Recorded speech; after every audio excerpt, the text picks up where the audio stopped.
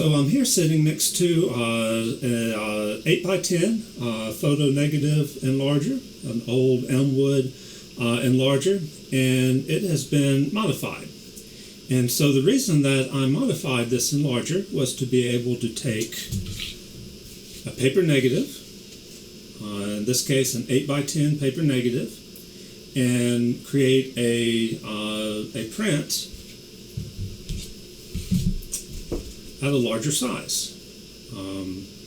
And so typically we contact print paper negatives with the resulting image, the resulting photograph print the same size as the negative. But I'm going to show you how I take my paper negatives and enlarge them to a larger size. And I do this with this modified Elmwood enlarger. So the enlarger originally had a light source on the top, this big dome light source. I removed it, and then I added a light source below the negative.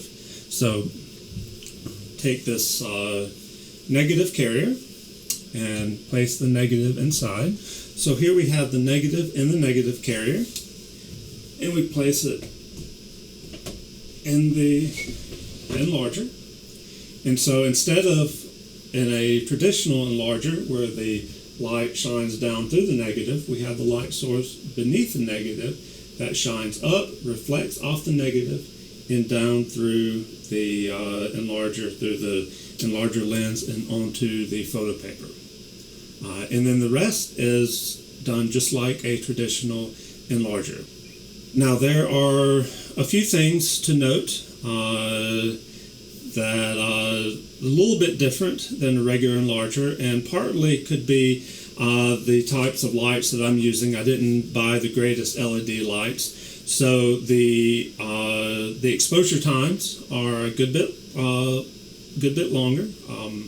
I would say they would range anywhere from maybe a minute and a half, 2 minutes, on average 3 minutes, sometimes as much as 5 minutes.